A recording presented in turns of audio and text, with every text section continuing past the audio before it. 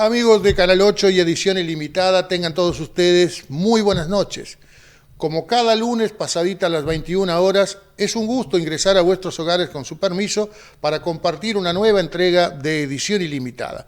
Programa que, como decía, todos los lunes, apenitas pasadas las 21 horas, compartimos con ustedes a través de la señal de Canal 8 de Flow Rivera, a través de su señal en Antel TV y, por supuesto, a través de Facebook, tanto del canal propiamente dicho como de mi cuenta particular. Como de costumbre, vamos a comenzar el programa de hoy contándoles qué contenidos vamos a compartir con ustedes desde ahora y hasta aproximadamente las 23 horas. Ya inmediatamente después de la primera pausa vamos a estar dialogando con el vereador santanense Aquiles Pires, quien es uno de los candidatos o precandidatos a la prefeitura de Santana de Livramento. Más adelante en el programa compartiremos el microinformativo que cada segundo y cuarto lunes de mes nos envía el equipo en representación de jubilados y pensionistas en el directorio del BPS y que conduce su director Ariel Ferrari.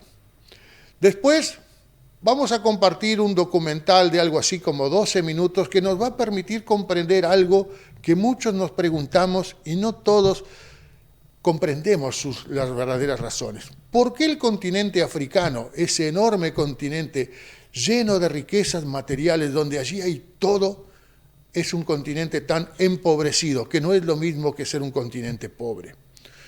Vamos a compartir con ustedes también algo que ha circulado insistentemente en las redes sociales en el día de hoy y que tiene que ver con la interna del Partido Colorado, no solamente a nivel departamental, sino a nivel nacional. Y terminaremos el programa con una nota que grabáramos vía Zoom en la tarde de hoy con Diego Olivera. Diego Olivera es trabajador social y magíster en políticas públicas, que se ha especializado en temas de violencia. Y vaya si es necesario abordar desde las políticas públicas, desde la sociología, este incremento exponencial que venimos teniendo, donde parece que todos estamos en un estado de crispación que muchas veces no logramos siquiera comprender las razones que hacen con que de cualquier intercambio de opiniones se pase para hechos más violentos. Y cuando hablo de violencia, no me refiero exclusivamente a la violencia física, sino a todos los tipos de violencia. O sea, consideramos un programa que seguramente va a ser de su interés, razón por la cual los invitamos a que se queden con nosotros, porque enseguida, después de esta pausa comercial, empezamos a compartir con ustedes esta nueva entrega de Edición Ilimitada. Ya volvemos, no se vaya.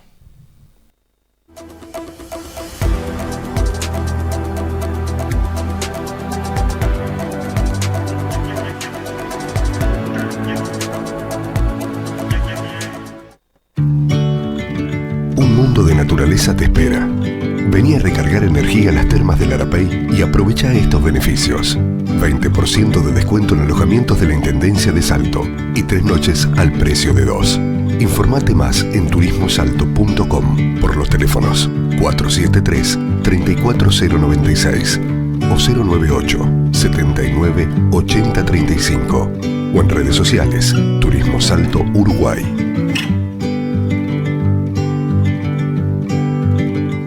Los daños materiales en un siniestro son solo un motivo de preocupación si no tenés un buen asesor de seguros.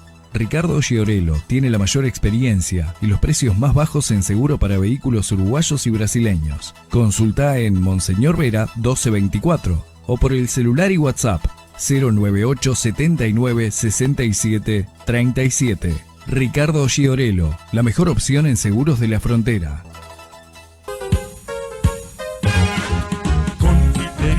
Metropolitana, las cosas buenas están aquí.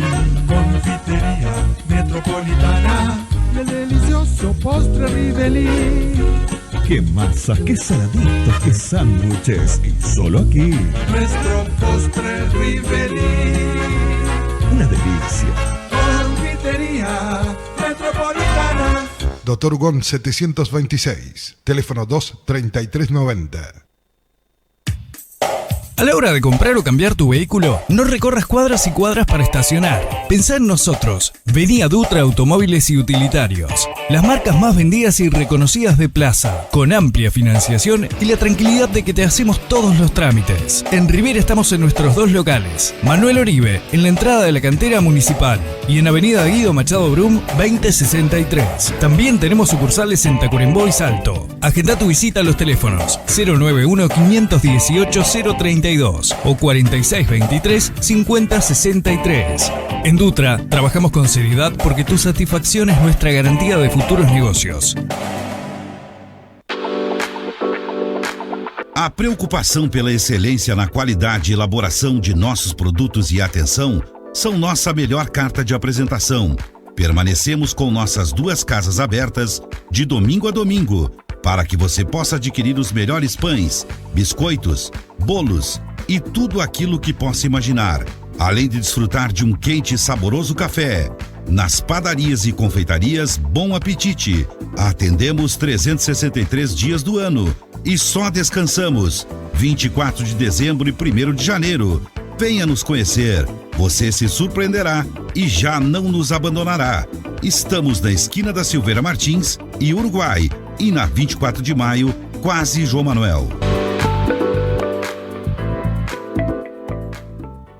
Atenção você que possui veículo com caixa automática. Os postos Rosul contam com um novo e moderno equipamento com tecnologia de ponta, que faz a troca de 100% do fluido da transmissão automática e limpeza de todo o sistema com qualidade e segurança. Consulte o manual e troque regularmente os fluidos da transmissão, trazendo benefícios como melhor desempenho proporcionando trocas de marchas suaves e precisas. Fluidos limpos reduzem o desgaste prematuro dos componentes internos, aumentando a durabilidade e a vida útil, evitando reparos caros e melhorando o consumo do combustível. Agende agora mesmo sua troca pelo WhatsApp 55-98421-9903 ou pelo telefone 55-3241-3188. Postos Rosul, a marca da confiança em combustíveis.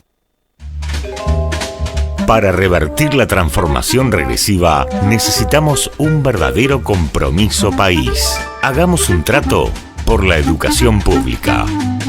¿Vamos a hacerlo?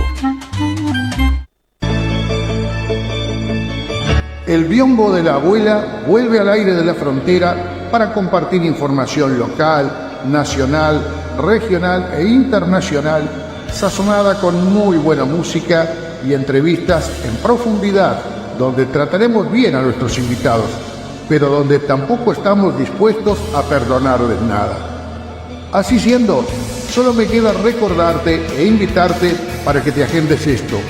Desde el 6 de marzo, todos los miércoles y viernes, de 20:30 a 22:30, te espero en el biombo de la abuela, por la 91.3 Equidad FM. En su nuevo, amplio y funcional local de Avenida Cuaró, al 360, Fábrica de Pastas Tito elabora y expende las pastas más exquisitas de la frontera. Allí además encontrará un variado surtido en bebidas, elementos para acompañar los productos que elaboramos. Ya contamos con nuestra sucursal en pleno centro de la ciudad, en la esquina de Uruguay y Faustino Carámbula. Y nuestro servicio teleentrega por el teléfono 4622-5170. Fábrica de Pastas Tito. Fuimos, somos y seremos una fuerza constructora. Obreros de la construcción de la patria del futuro. Asamblea Uruguay 2121 Rivera. El legado de Astor.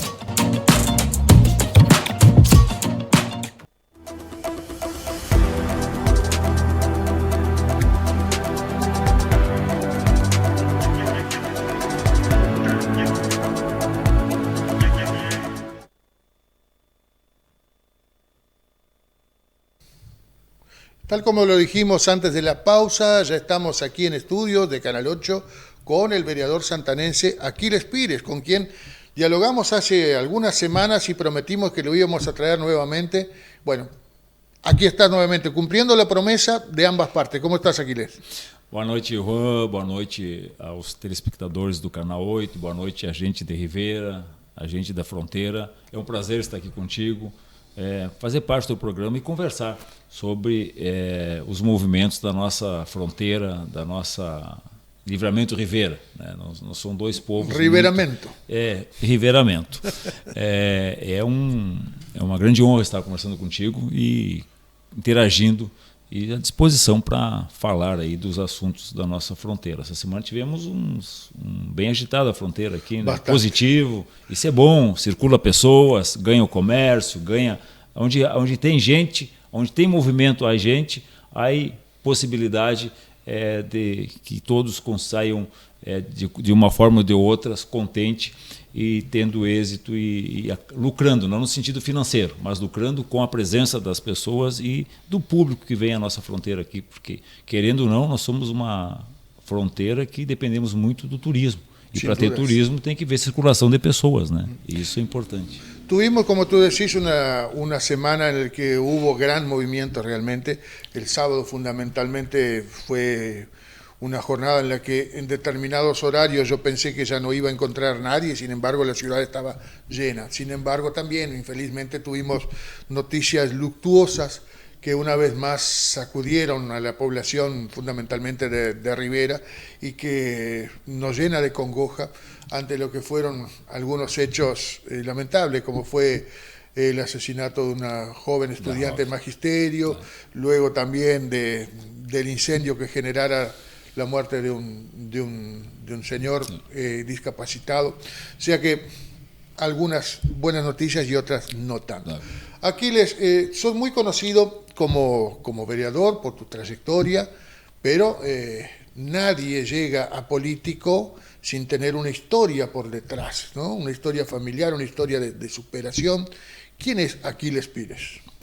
Bom, o Aquiles é filho de pequenos produtores rurais da localidade do Ibiqui da Armada, divisa com o Rosário do Sul.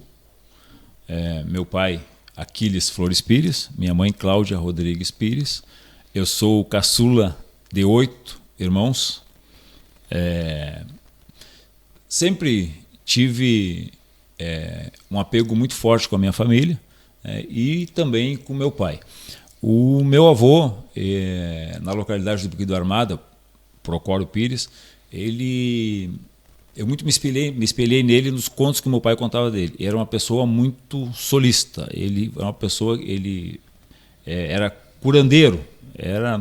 Não tinha o diploma de médico, mas estudou na faculdade, não chegou a completar. E aí na região do Ibiqui da Armada ele ajudava muitas pessoas. As famílias que não tinham acesso à saúde iam de madrugada, ele saía de charrete a cavalo e ia socorrer as pessoas. As pessoas diziam no Ibiqui da Armada que depois de Deus era o finado Procório, que era o meu avô.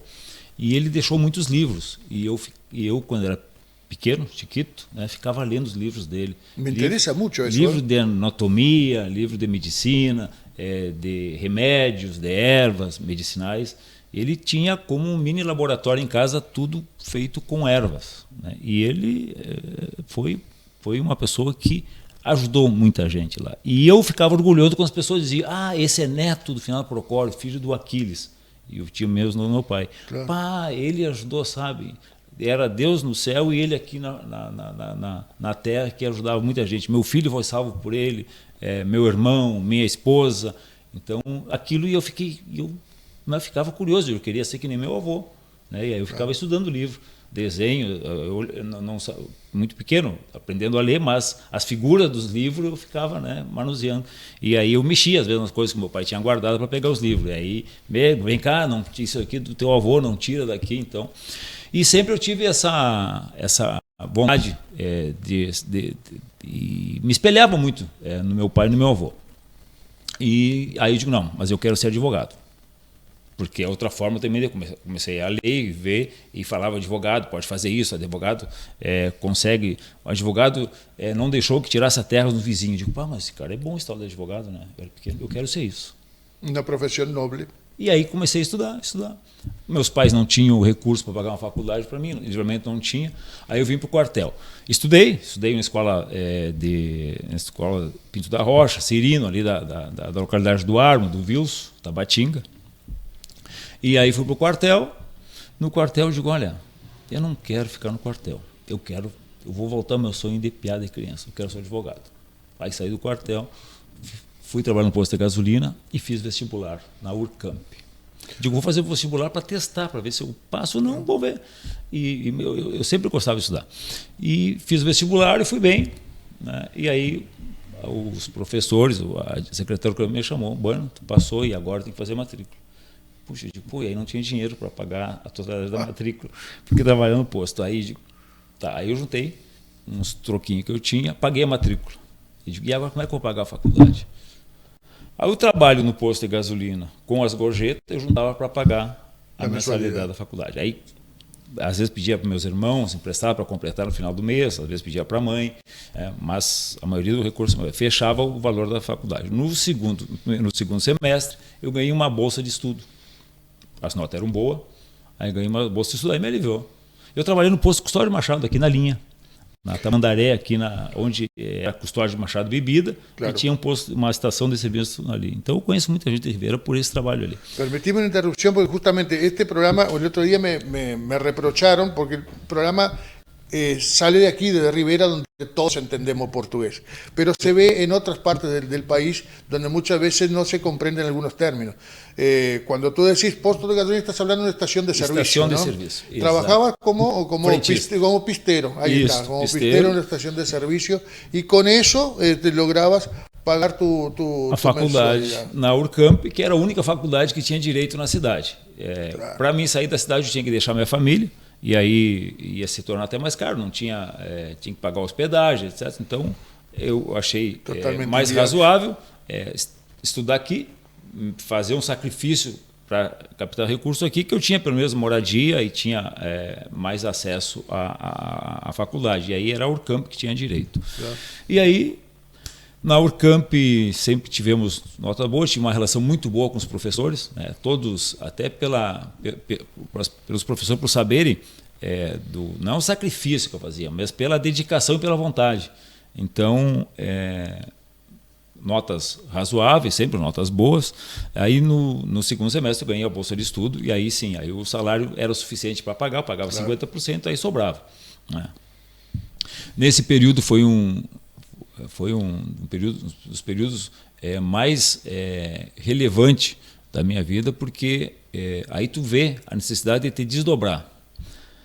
Por supuesto. Porque eu entrava no posto, na estação, às 6 da manhã e saía às 13, 1h30, 2 horas da tarde. Às 17 horas tinha que estar na faculdade. Aí, como eu tinha pouco espaço para estudar, aí eu levantava às 3 da manhã para estudar. Levantava às 3, o melhor horário para estudar. Levantava às 3, fazia um chimarrão, ficava estudando até às 6 horas, 5h30 antes das 6 eu ia para o posto. Tinha uma motinha, uma ML, depois uma XL, vinha de moto lá do Arno. E assim foi os 4 anos pagando a faculdade. Nesse período, na Urcamp, a partir do segundo ano, os professores da Urcamp criaram uma forma, um núcleo jurídico que é para atender as pessoas que não têm recurso dentro da Urcamp. E eu fui dos fundadores, junto com o professor Lobato, com o professor Assis Brasil, que criaram esse núcleo ali. Um estudo jurídico da própria faculdade. Dentro da faculdade, para atender as pessoas necessitadas que tinham. Ali foi extraordinário. Aí, quando no segundo semestre, já começou a atender. E aí eu já me sentia advogado. Então, ali foi... E era um serviço social muito relevante. Até hoje existe. Hoje existe no Fórum o serviço da Urcamp, mas nós fomos os fundadores. Isso tudo me preparou e é justo o que eu queria, né? Ser advogado e ajudar as pessoas. Então, isso me envolveu muito nas questões sociais. Eu nunca tinha a intenção de ser político, de ser vereador, de ser prefeito, deputado. Não era esse. O meu sonho era ser advogado. Mas o bom trabalho na profissão de advogado, obviamente, tu é convidado para ocupar. Te abre outras portas. Abre as portas. Claro. Y más con el perfil de dedicación social que tenés tú, imposible que no fueras un blanco apetecible para el sistema político. Perfeito. ¿Y tú ejerces todavía el derecho, la abogacía? Sim, não? Aí eu me formei, né? E nesse período antes de me formar, quando eu trabalhava na estação de serviço, houve um período que não aumentava o salário. Aí eu juntei uns colegas meus, reunimos e fomos num sindicato, que era o sindicato dos frentistas, para reclamar o que não tinha havido aumento salarial. Aí eu fui lá, reclamei, me achando, né? Eu já era estudante de direito, me achando com o pessoal do sindicato lá. Aí eles me ouviram, deixaram eu falar. Depois, a hora que eu estava saindo, o presidente me chamou, Luiz Henrique. Aqui, vem cá. Gostei da maneira como tu veio cobrar os direitos dos colegas. Ali. Tu não quer fazer parte do sindicato? Aí me desarmou. Eu fui lá todo bravo para cobrar deles aumento salarial, que eles não trabalhavam, não ajudavam os frentistas. Aí me convidou. Eu, na próxima eleição que teve, eu fiz parte da diretoria do sindicato. Elegemos uma chapa nova de o Luiz Henrique, o Osmar, eu e o pessoal ali, que queria mudanças e conseguimos muitos avanços para os trabalhadores naquele período. E aí eu fiquei no sindicato, depois fui, na próxima eleição, eu era estudante ainda, né? Ainda não era advogado. E aí me convidaram para ser presidente, eu fui presidente, fui eleito presidente do sindicato. Aí quando me formei, o pessoal disse, tu vai ter que advogar para o sindicato agora, né? Tu não pode abandonar a categoria. Aí uma colega de Porto Alegre, que tem um escritório de advocacia muito conceituado na capital, veio numa assembleia aqui e eu fiz parte de uma discussão de um aumento salarial de uma categoria, dos frentistas, do pessoal da saúde. Um grupo de sindicatos se reuniu para discutir pautas salariais e pautas de melhores condições no ambiente de trabalho, de vários setores, não apenas dos frentistas, de vários. Aí eu me apresentei, fiz uma fala e no final da fala a advogada de Porto Alegre, que veio representar a federação, o Sindicatão de Porto Alegre, me convidou. Gostei muito, Grito. Sou formado, mas não sou advogado ainda. Não fiz o exame da ordem. Tinha que esperar uns 6 meses para fazer o exame da OAB. E aí não tínhamos. Aí ela não quer ir trabalhar no meu escritório em Porto Alegre. Mas sim, né, quando Deus bota na tua frente, as coisas vão, né? Aí eu chamei e falei, mas aí como é que eu vou me sustentar lá? Se eu trabalho de frentista, aí o que eu faço? Bom, aí eles, olha, eu pago especialização para ti lá, trabalho no escritório, só tem que arrumar aonde tu ficar. Aí os sindicatos, não, o lugar, a tua hospedagem lá nós pagamos, só tem que juntar um dinheiro para ti, para a tua alimentação lá. Aí eu falei com o seu Aldilson, que era o proprietário do posto custódio, pedi uma licença no posto, por um período, e ele me licenciou da estação de serviço. Isso, vai fazer o que tu quer fazer. Me licenciou, não me demitiu, porque ainda eu não estava trabalhando com advogado. Aí eu fui. Fiquei uns 8 meses em Porto Alegre, fiz uma especialização em Direito Civil e Direito do Trabalho. Eu entrava no escritório às 8 horas da manhã, às 9 eu ia pro cursinho, o IDC e o IARGS, meio-dia eu voltava, aí eu trabalhava até às 22 da noite. O escritório me liberava de manhã, me pagava especialização, mas de noite, de tarde eu trabalhava, e a dona do escritório fechava o escritório e eu ficava encerrado trabalhando, me deixava umas pilhas de processo para mim. Eu me lembro que o primeiro processo que eu peguei, quando tinha que entrar com mandado de segurança contra um juiz, era a mesma coisa que processar um juiz. Claro. Mas como é que eu processar um juiz, doutor? Aqui em Porto Alegre é assim. Aqui, juiz é apenas o juiz. Né? Aqui, a lei, então, não importa. Porque no interior, tu fala, o juiz, não, para aí, primeiro eu vou conversar. Não. Aqui o juiz deu uma sentença ali fora do entendimento questionável, vamos então mandar segurança. Então foi assim, foi esse período pós. Aí eu fiquei fiz a especialização lá e aí fiquei no escritório. Aí fiz o exame da ordem, passei. Aí quando passei no exame da ordem, recebi uma proposta da doutora Carmen, porque ela disse aqui, tá com saudade da tua terra? Eu digo, estou louco de saudade. Tu quer voltar? Eu digo, quero. Então, vamos fazer tu passa a ser sócio do escritório e tu assume a fronteira oeste lá como representante do escritório lá. Louco de faceiro. Vim embora. Aí abri o escritório aqui, fiquei atendendo Livramento, Quaraí, Dom Pedrito. Então, assumi os processos do escritório aqui na região, essas 3 cidades. Aí eu advogado Dom Pedrito, Livramento e Quaraí, onde o Sindicato da Saúde tinha extensão de base. E aí,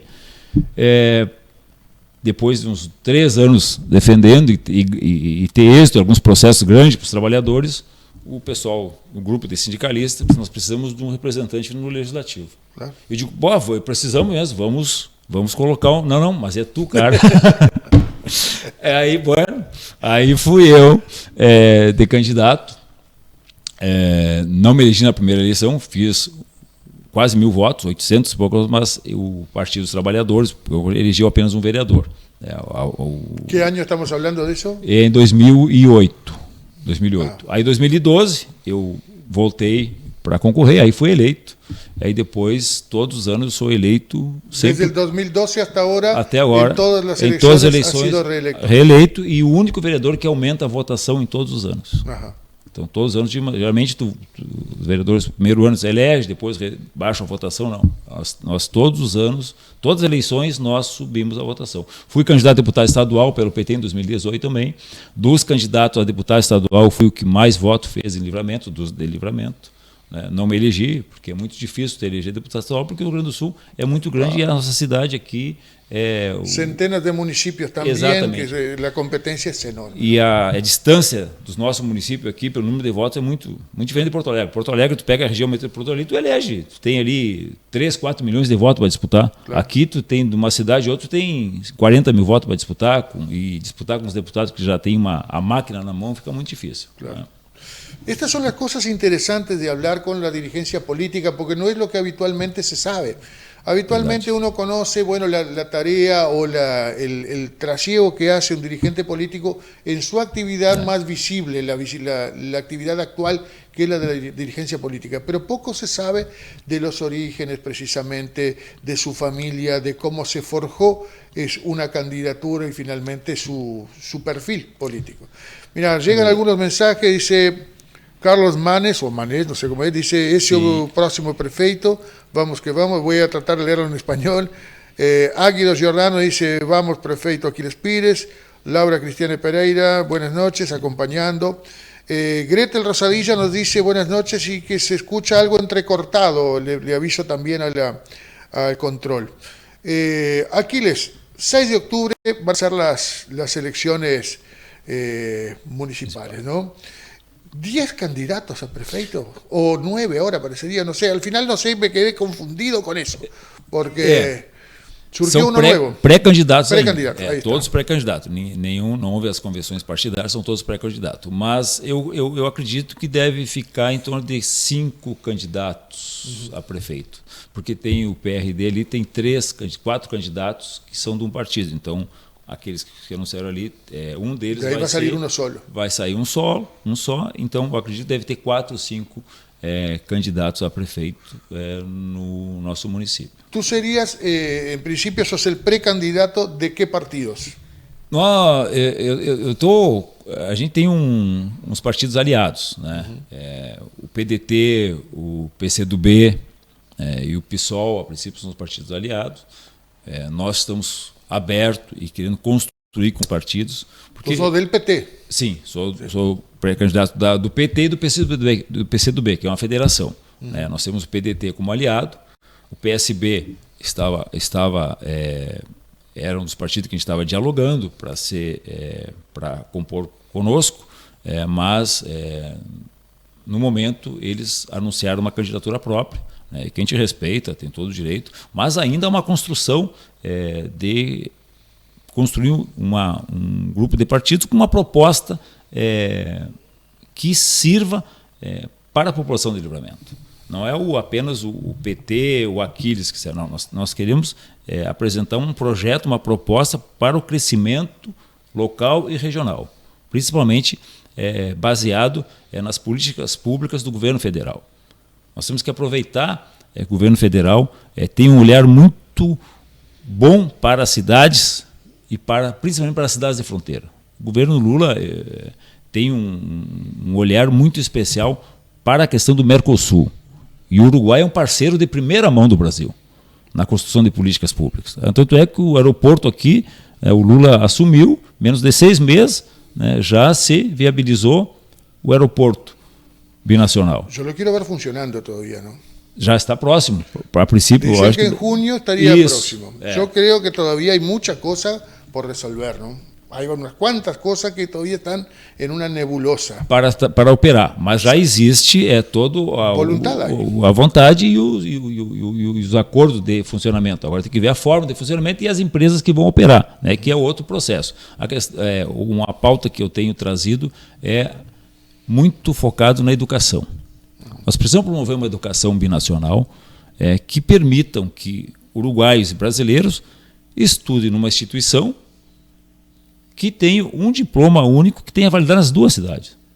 Não é permitido mais, não é compreensível mais tu ter uma cidade, um povo como nós temos aqui, que se confunde, onde brasileiros transitam no Uruguai, uruguaios transitam no Brasil, depende de saúde pública no Brasil, os uruguaios depende de educação, um país depende do outro. Tu tem brasileiros que moram no Uruguai que têm filhos estudando no Brasil e vice-versa.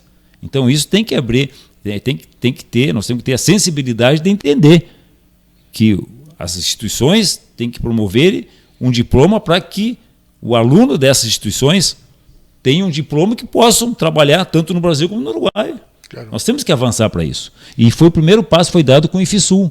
O IFSU faz isso hoje, que é um instituto técnico. O IFSU e com a UTO faz isso. E por que não fazer a UDELAR com a Unipampa? Por que não fazer a UFIPEL com a UDELAR? Porque esse bioma Pampa das universidades que veio aqui, que esse final de semana esteve aqui, todos os reitores das faculdades estiveram aqui nesse evento do Mujica. Nós trouxemos o Mujica aqui justamente para promover essa integração e para que os governos do Brasil e do Uruguai olhem e dizem, olha, Livramento e Rivera promoveram, unificaram aqui todos os reitores das faculdades que operam no Rio Grande do Sul junto com as universidades de Rivera. E por que não transformamos isso em um ato simbólico para, a partir desse momento, construir essa política pública das instituições de ensino superior de promoverem cursos de ensino superior com um diploma dando validade para as duas cidades. Isso nos proporciona nós desenvolver a capacidade intelectual dos alunos e utilizar a mão de obra deles aqui. Nós exportamos conhecimento, nós formamos os alunos, gastamos ao investimento do recurso público, né? E quando o aluno vira profissional capacitado de construir, de ajudar a melhorar a nossa região, nós exportamos para a capital. E aí nós ficamos sempre dependentes. Aí depois, com um valor muito alto, nós vamos lá contratar o médico ou o advogado, o enfermeiro, para vir trabalhar aqui a preço de ouro, porque na capital eles têm condições e o que oferece para ele lá é mais vantajoso. Então, por que não manter aqui? La vez pasada, cuando estuviste acá, me hablaste que estabas en negociaciones incluso bastante avanzadas a nivel de Brasilia para la creación de una carrera binacional de medicina. No estaba demasiado claro la negociación con Uruguay, a punto tal de que cuando estuvo acá en el programa la directora de UDELAR, Seda Rivera, me dijo que eso todavía estaba muy incipiente, porque faltaría incluso algo fundamental para una carrera de medicina, que sería un nuevo hospital. ¿Se ha pensado en eso? Porque mira, hay gente que seguramente, si está mirando el programa, me estará agradeciendo que ponga sobre la mesa la necesidad de que exista un hospital binacional acá. Ni la Santa Casa ni el Hospital de Rivera están pudiendo contener la enorme demanda que tenemos acá. La Santa Casa, con todas las dificultades que sabemos que tiene, el Hospital de Rivera con alrededor de 76.000 usuarios, imposible que pueda atender de manera adecuada. ¿El tema hospital binacional está pensado? Sim.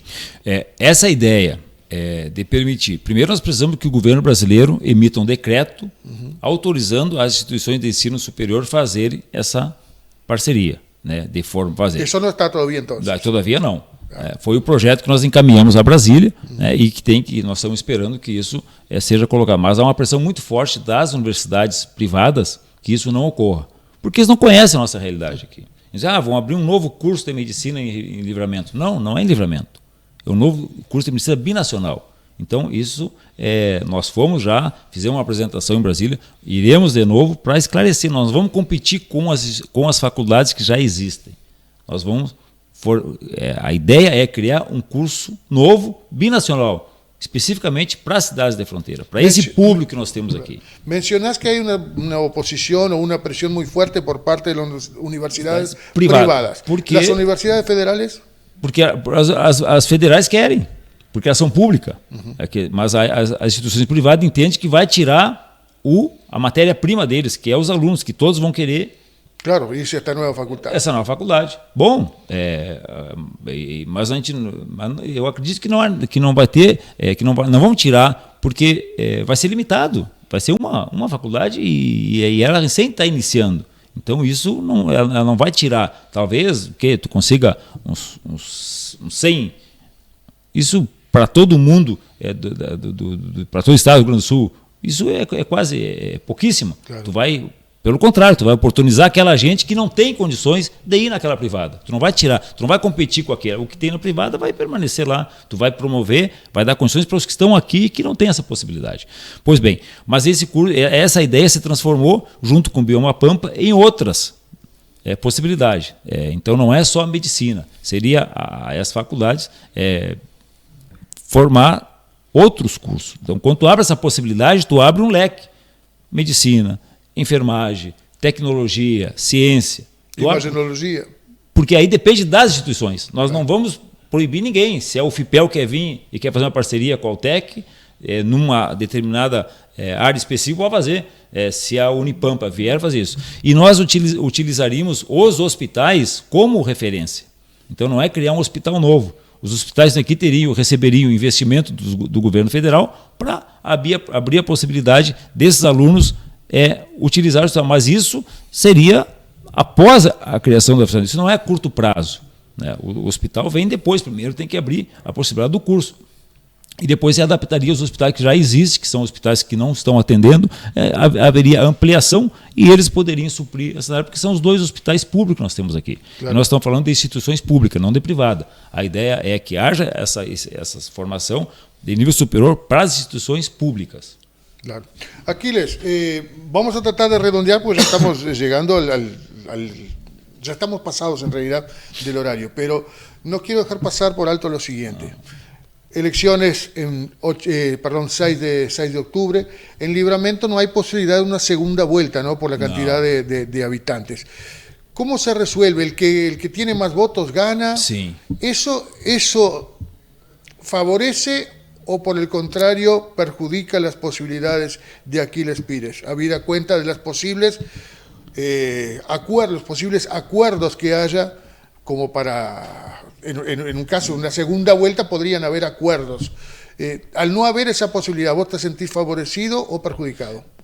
Nós trabalhamos sempre com a possibilidade de não haver essa possibilidade. Então, você trabalha com a perspectiva de se resolver todo no primeiro turno. Por isso que nós estamos abertos, dialogando com diversos partidos de esquerda, de centro-esquerda, partidos que têm o entendimento que hoje favorece a cidade de fronteira, tu tem uma relação boa, direta com o governo federal e amigável com o governo federal.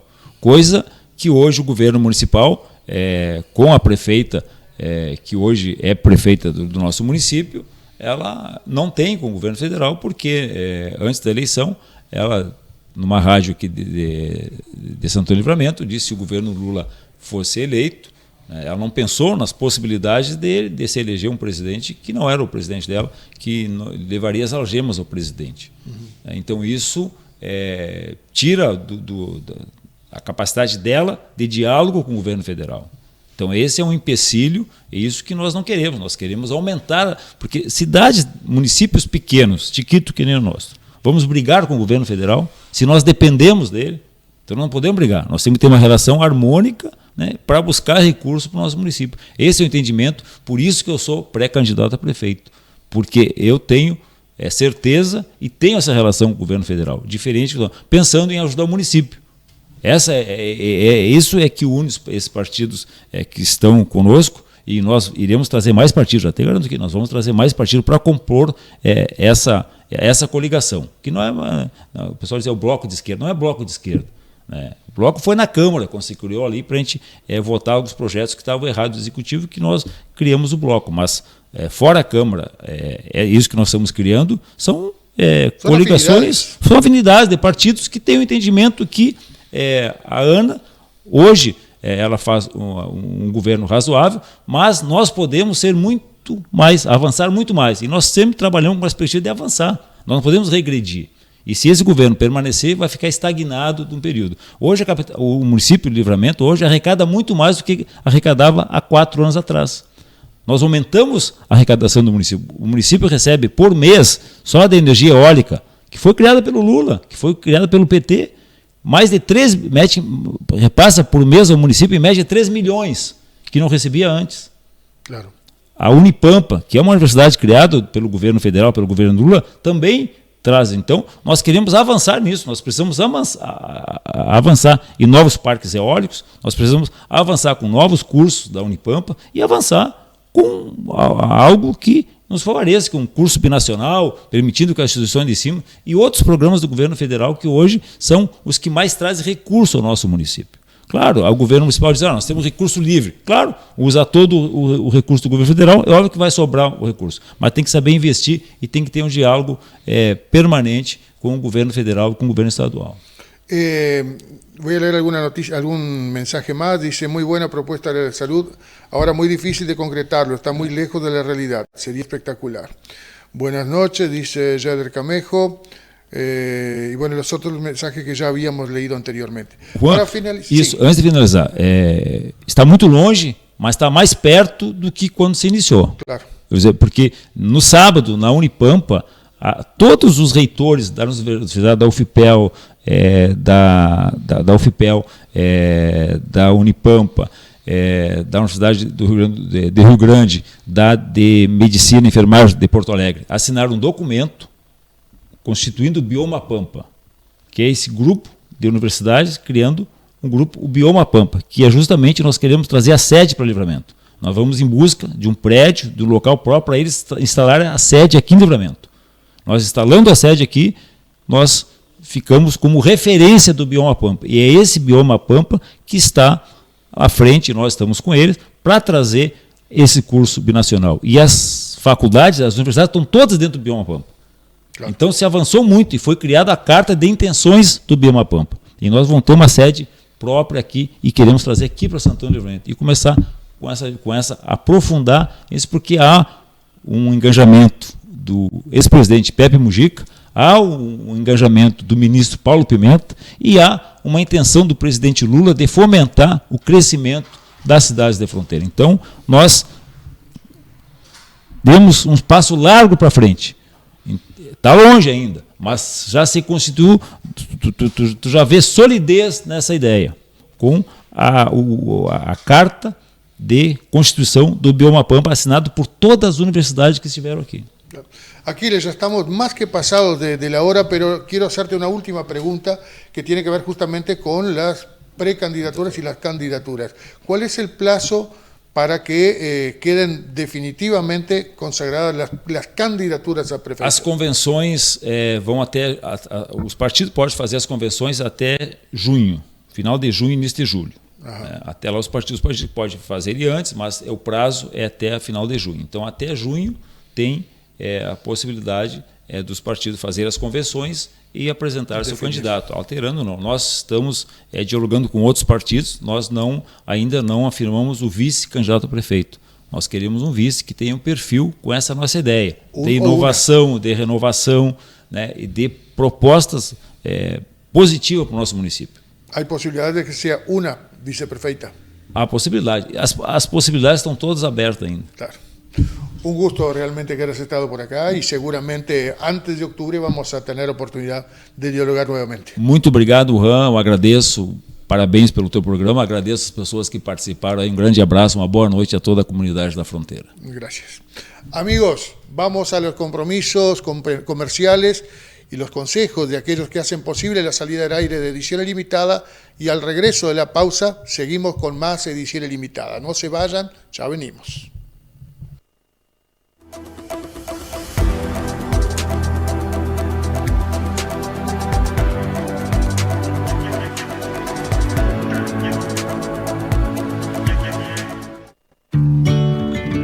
Un mundo de naturaleza te espera.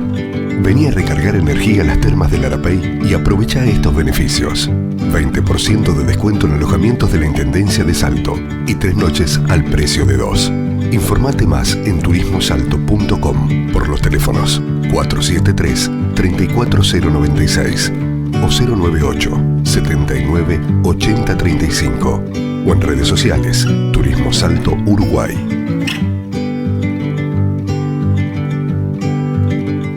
Los daños materiales en un siniestro son solo un motivo de preocupación si no tenés un buen asesor de seguros. Ricardo Giorello tiene la mayor experiencia y los precios más bajos en seguro para vehículos uruguayos y brasileños. Consulta en Monseñor Vera 1224 o por el celular y WhatsApp 098 79 67 37. Ricardo Giorello, la mejor opción en seguros de la frontera. Confitería Metropolitana, las cosas buenas están aquí. Confitería Metropolitana, y el delicioso postre Rivelí. Qué masas, qué saladitos, qué sándwiches. Y solo aquí. Nuestro postre Rivelí. Una delicia. Confitería Metropolitana. Dr. Gon 726, teléfono 23390. A la hora de comprar o cambiar tu vehículo, no recorras cuadras y cuadras para estacionar. Pensá en nosotros. Vení a Dutra Automóviles y Utilitarios. Las marcas más vendidas y reconocidas de Plaza, con amplia financiación y la tranquilidad de que te hacemos todos los trámites. En Rivera estamos en nuestros dos locales. Manuel Oribe, en la entrada de la cantera municipal, y en Avenida Guido Machado Brum, 2063. También tenemos sucursales en Tacuarembó y Salto. Agenda tu visita a los teléfonos 091 518 032 o 4623 5063. En Dutra trabajamos con seriedad porque tu satisfacción es nuestra garantía de futuros negocios.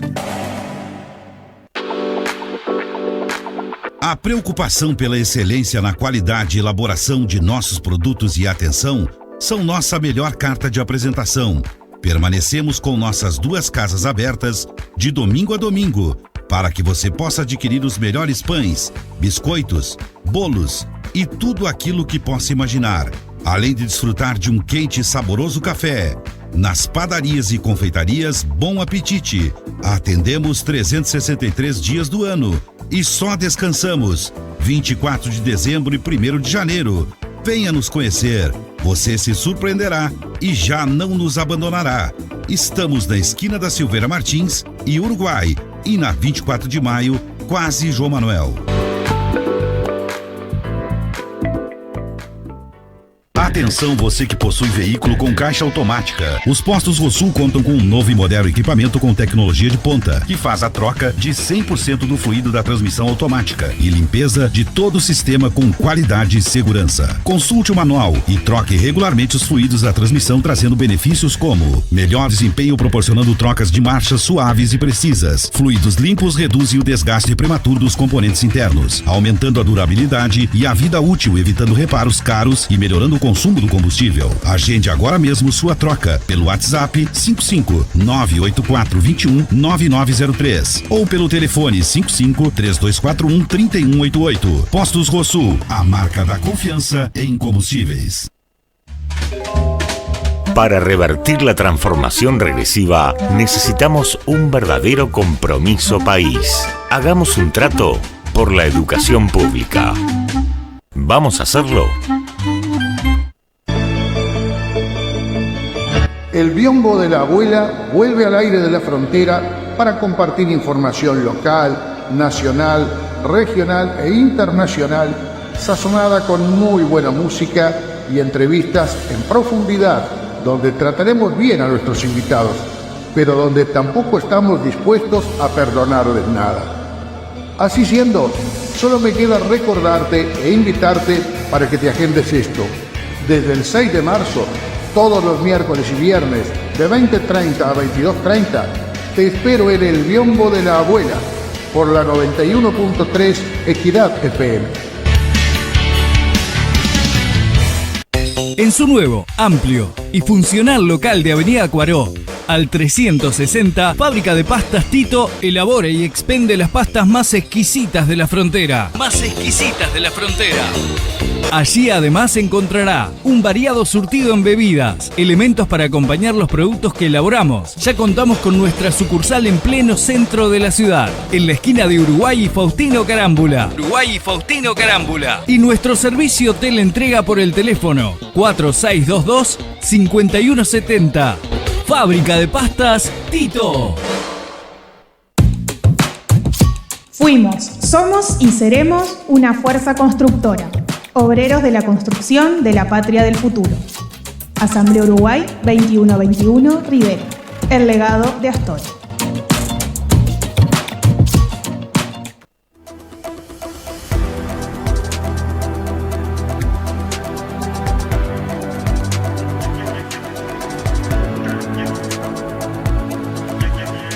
Un gusto estar nuevamente con ustedes compartiendo los temas de la seguridad social y el BPS. Estamos hacia fines de abril y desde más de 10 años que Uruguay, nuestro país, reafirmó a través de una ley que la última semana de abril es la semana de la seguridad social. ¿Por qué eso? En relación, ¿qué se hace referencia para tomar una semana de un mes en particular? Bueno, y nos tenemos que retrotraer allá, al 2012, cuando en Antiguas, en Guatemala, hubo una reunión convocada por la Organización Iberoamericana de Seguridad Social, donde las instituciones de seguridad social en representación de cada uno de los países de Iberoamérica se reunió para ver los temas de seguridad social.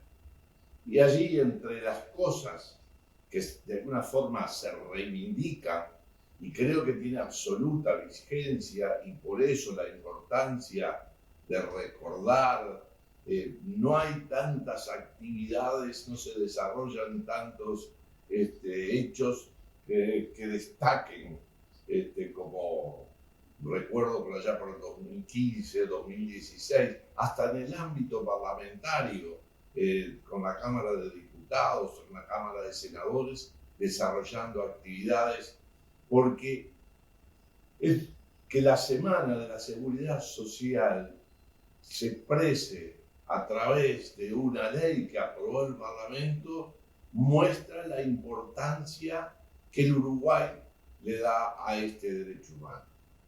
¿Y por qué la última semana de abril?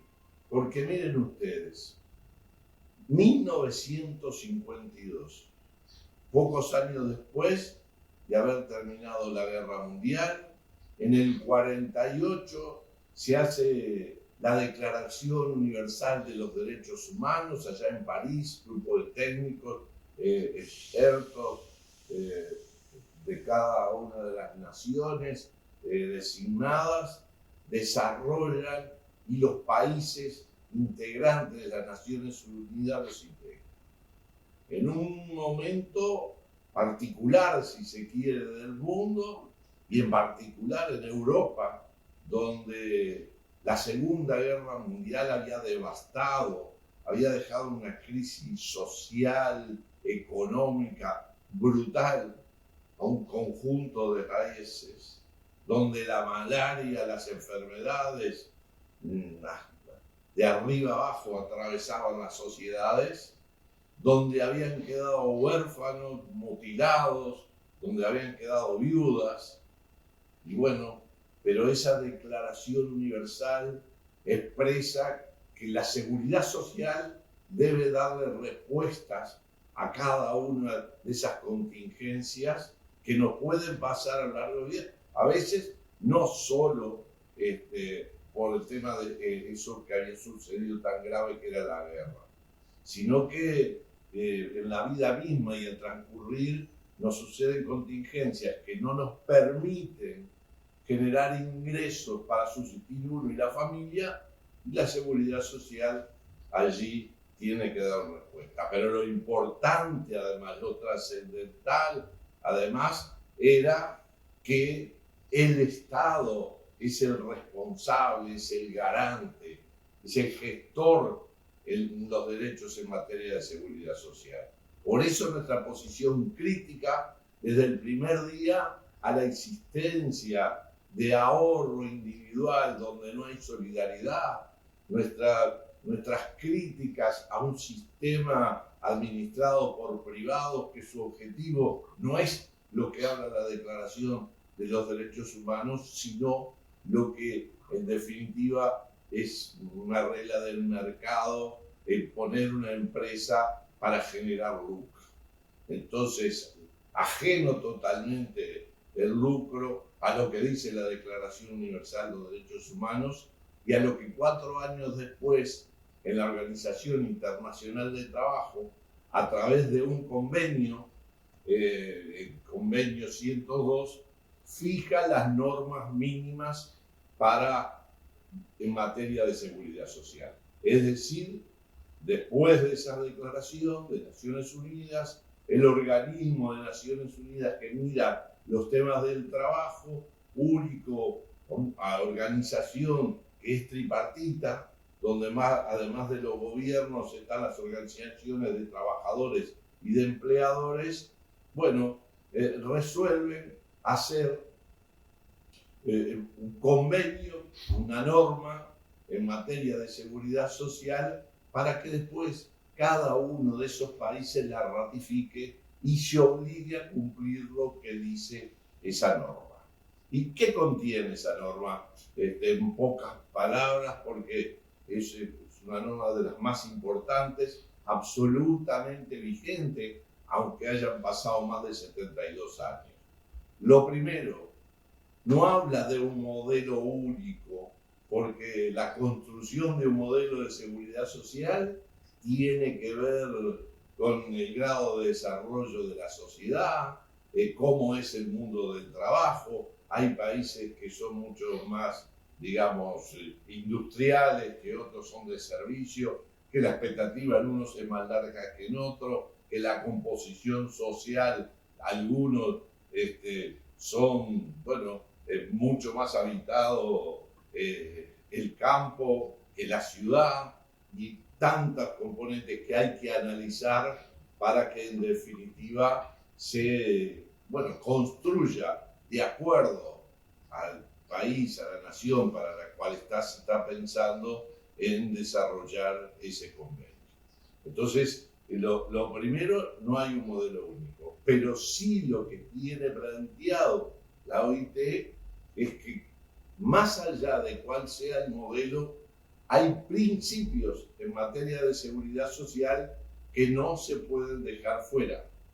Primero, la universalidad, en dos sentidos, en que todos tengamos derecho a todas las prestaciones. Universal en que no quede nadie afuera, y universal en el sentido que todas las prestaciones, cada ciudadano tenga derecho de tener esa contingencia. Lo segundo, la solidaridad, y también en dos sentidos. Solidaridad con los que trabajan para los que no pueden trabajar y generar ingresos. Y también la solidaridad intrageneracional, en la cual algunos ponen más de lo que va a recibir para que otros que no tienen oportunidades, que no han tenido posibilidades de tener buenos ingresos y demás, puedan recibir más de lo que contribuyen a la seguridad social. Y hay una forma de redistribución, porque contraria absoluto a lo que es el sistema de ahorro individual, donde, yo pongo en mi cuenta individual sin importarme quién trabaja al lado mío, en la oficina, en la fábrica, no me importa mi vecino, ni ningún familiar que trabaje de repente vinculado a mí. Las cuentas individuales rompen el principio de solidaridad. Además habla del rol del Estado, nos habla universalidad, solidaridad, rol del Estado, la suficiencia, porque Uruguay es un país que tiene extendida prestaciones, porque habla el convenio 102 de 9 prestaciones mínimas y Uruguay las cumple. Lo que tenemos una carencia y debemos trabajar es en la suficiencia. Y ante todo eso, resolvieron, como les decía, ya en el 2012 en Antigua, que cada país promoviera, si no había ratificado, es decir, si no se había comprometido en la OEA, el OIT, que ratificara a través de una ley en el Parlamento el convenio 102. Y Uruguay lo hizo. Recuerdo que hubo una movida grande para que en el Mercosur, lo hizo Brasil en aquel gobierno de Lula, lo hizo también Argentina en aquel gobierno de Kirchner. Lamentablemente no llegamos a poder concretarlo en la Asunción para complementar con Paraguay. Ahí fue destituido el presidente Lugo, pero bueno, creo que fue un avance sustantivo importante, comprometerse los estados a cumplir con esa norma, mostrar la vigencia de ella, y bueno, y por eso cada última semana de abril recordar el convenio 102 y nuestras acciones, nuestras actividades también tienen que apostar a recordar esas cosas, que Uruguay está comprometido con una ley y que a veces en la práctica después no se cumple. Por eso nos parecía importante que en este contacto y terminando abril estuviéramos hablando de estas cosas. Bien amigos, como siempre, más que interesante, el microinformativo del equipo en representación de jubilados y pensionistas en el directorio del BPS a cargo de Ariel Ferrari, aclarando muchas cosas. Voy a hacer un comentario sobre un rumor que circuló ya desde la mañana de hoy como reguero de pólvora, del que no se han hecho cargo la mayoría de los medios de comunicación del país, pero que a nivel de nuestra ciudad y nuestro departamento, sí, como decía, corrió como reguero de pólvora porque involucra a alguien de nuestra comunidad.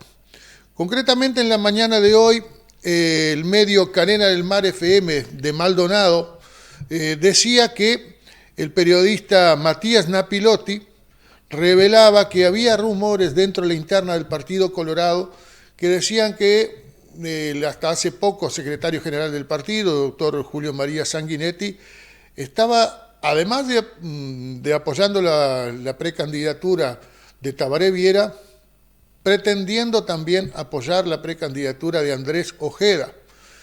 Y lo que se sugería en esa nota, en ese rumor, le pido en todo caso, Lucía, ahí está, lo estamos viendo, lo que sugiere en esta nota es que la posibilidad de que Tabaré Viera pudiera llegar a bajarse de su precandidatura como para apoyar la precandidatura de Andrés Ojeda. Nosotros intentamos en el correr de la tarde de hoy comunicarnos con personas muy cercanas a Tabaré Viera. No logramos ningún tipo de confirmación. También intentamos contacto con el comando de Andrés Ojeda y allí nos dijeron cosas bastante interesantes, como que, por ejemplo, oficialmente no tienen nada, que no dudan de que pudiera llegar a haber algo por el estilo, pero que por otro lado podría tratarse también de una cáscara de banana tirada como para que alguien cayera. E incluso se menciona al responsable de haber hecho rodar este rumor, que sería también otro de los precandidatos presidenciales del Partido Colorado. En definitiva, nada se sabe a ciencia cierta sobre si esto tendrá algún asidero o no. Pero como hemos venido diciendo a lo largo de todos los programas acá, parece un poco mucho, ¿no? Un poco demasiado que existieran hasta hace poco 8 precandidatos para un Partido Colorado que no despega en la intención de voto, por lo menos de acuerdo a lo que marcan las encuestas. Se bajó su vía para definitivamente apoyar a Andrés Ojeda, por lo que quedarían 7. En el caso que diera un paso al costado Tabaré Viera quedarían 6, pero aún así parece como ser muchos. En ese sentido yo quiero hacer un pequeño ejercicio matemático, si se quiere, respecto de esto. Veamos la situación del Partido Colorado. Según las encuestas, anda marcando un promedio de un 7%. Todos sabemos que las encuestas toman muestras de aproximadamente 1.000 personas, 900 y pico, pongámosle 1.000 personas. Quiere decir entonces que de ese universo de 1.000 personas, si marca un 7%, 70 entre 1.000 personas serían las que estarían dispuestas a votar por el Partido Colorado. Pero si tomamos ese 7%, o sea, esas 70 personas dentro de 1.000, y calculamos la interna, veremos que, por ejemplo, alguien que tenga un 20% de intención de voto dentro de ese 7%, daría con que serían 14 personas nada más, en 1.000 las que estarían dispuestas a votar por ese candidato del Partido Colorado. Si vamos a los que están marcando menos, entre ellos justamente Tabaré Viera, que anda en torno a unos 2%, trasladémoslos, hagamos una ecuación y vamos a ver que en ese universo de 1.000 personas, Tabaré Viera estaría cosechando la adhesión de apenas 4 votantes en 1.000. Parece poco realmente. Lógicamente sabemos que no es una ciencia exacta, pero también debemos decir que por más que se puedan equivocar las encuestas, parece muy poco probable que se puedan equivocar por tanto como para poder llegar a pensar que el riverense Tabaré Viera tenga realmente posibilidades de transformarse en el candidato presidencial del Partido Colorado. Amigos, vamos a una pausa. Al regreso de la misma vamos a estar compartiendo con ustedes un documental corto, algo así como 12, 13 minutos, que nos va a permitir entender un poco mejor la situación de ese gran continente empobrecido que es África. No se vayan, enseguida venimos con eso.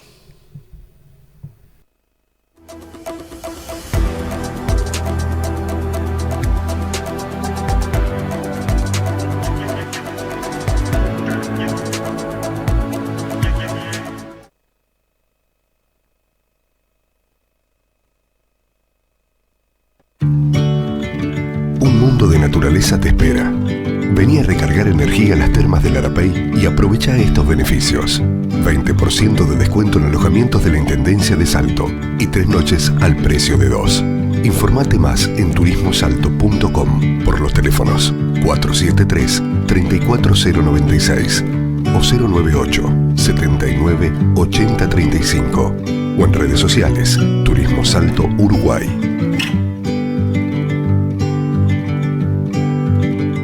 Los daños materiales en un siniestro son solo un motivo de preocupación si no tenés un buen asesor de seguros. Ricardo Giorello tiene la mayor experiencia y los precios más bajos en seguro para vehículos uruguayos y brasileños. Consulta en Monseñor Vera 1224 o por el celular y WhatsApp 098 79 67 37. Ricardo Giorello, la mejor opción en seguros de la frontera.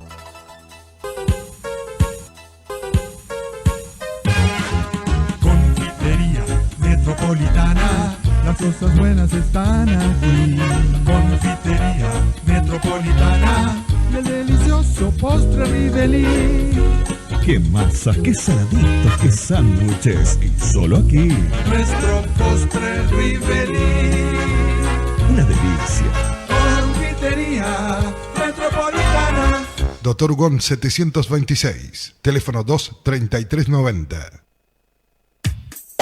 A la hora de comprar o cambiar tu vehículo, no recorras cuadras y cuadras para estacionar.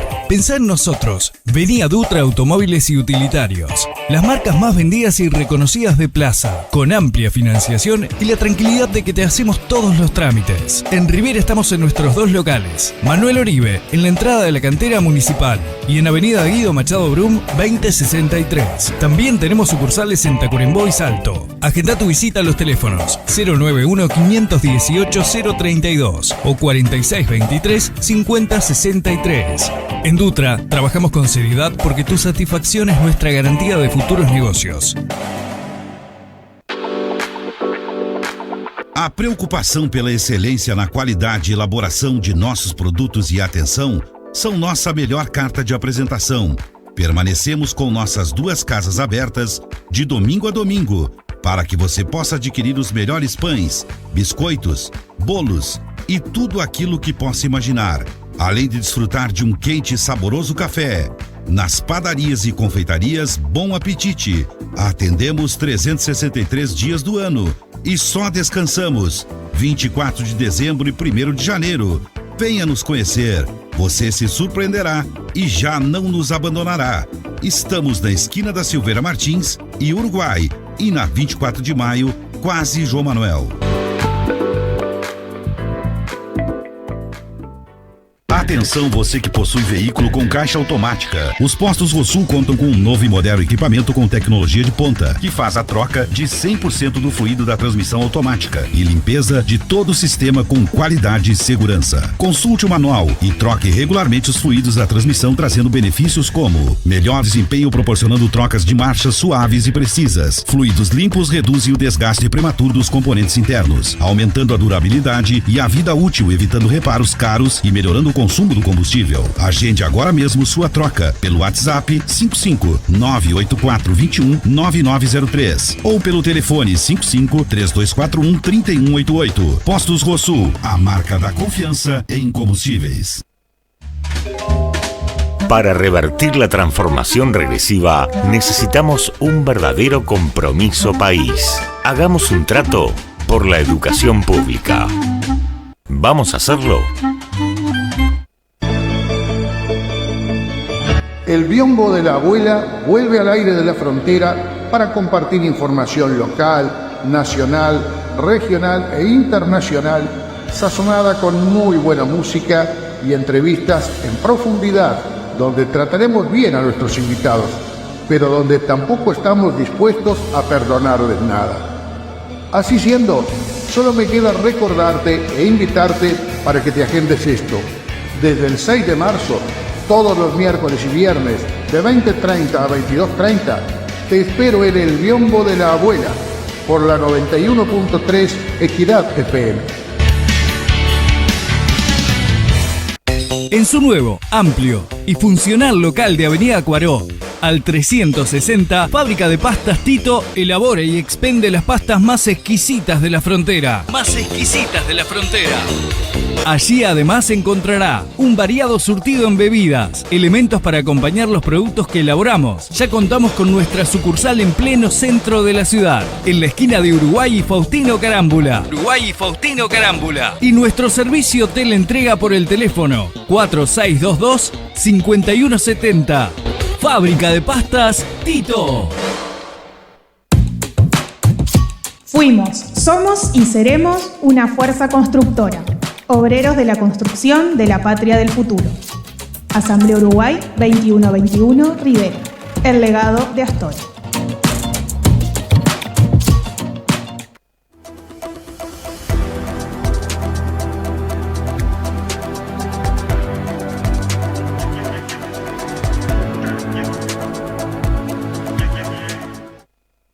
África, un continente que tiene absolutamente de todo.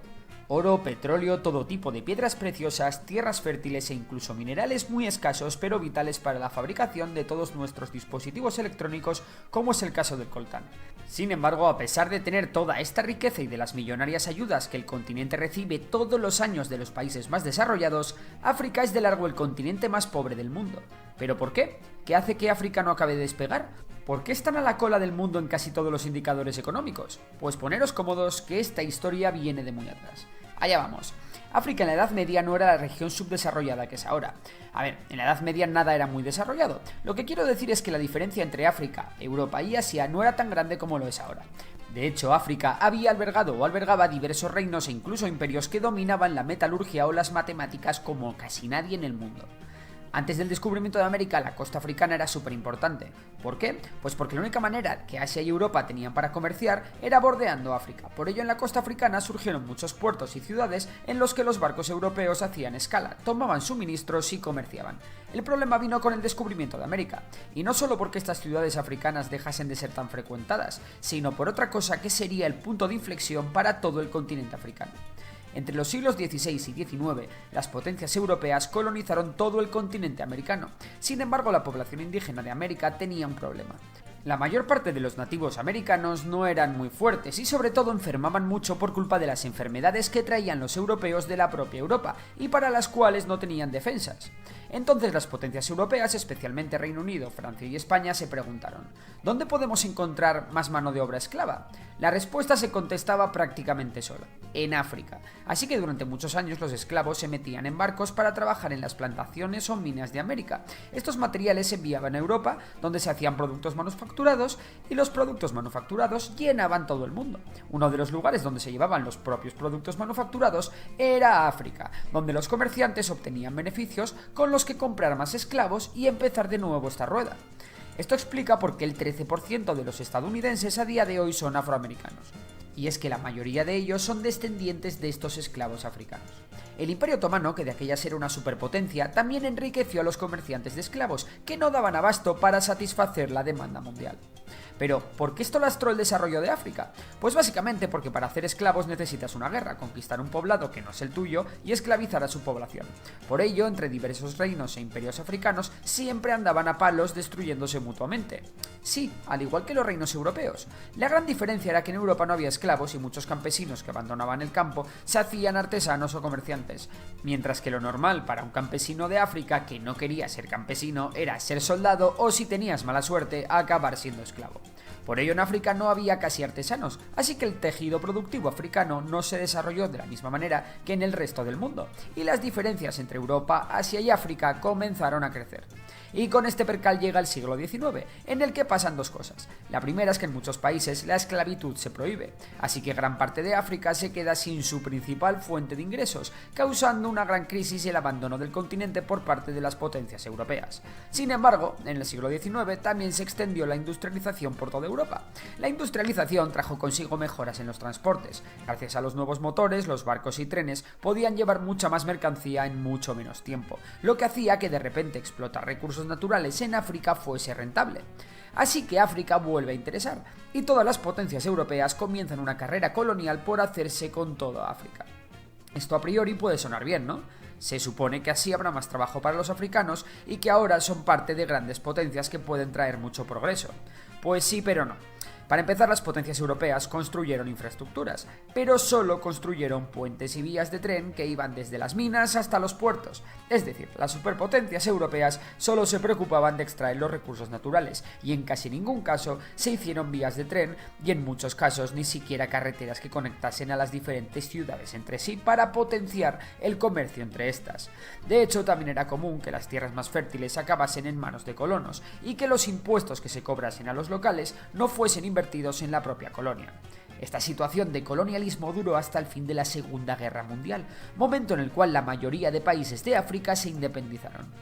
El problema ahora era que tras tantos años de dominio europeo, en el que todo el poder y todos los trabajos cualificados eran ejercidos por europeos, apenas había gente cualificada para administrar los diferentes países, y es que la falta de educación en la población africana era altísima, y la mayor parte de sus habitantes no sabían ni leer ni escribir.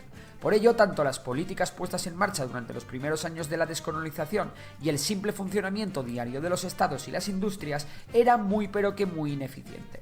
Además, el hecho de que las infraestructuras no conectasen entre sí a las distintas ciudades y países hacía que fuese muy difícil comerciar, por lo que casi ninguna industria alcanzó el suficiente tamaño como para competir con las importaciones de productos de fuera.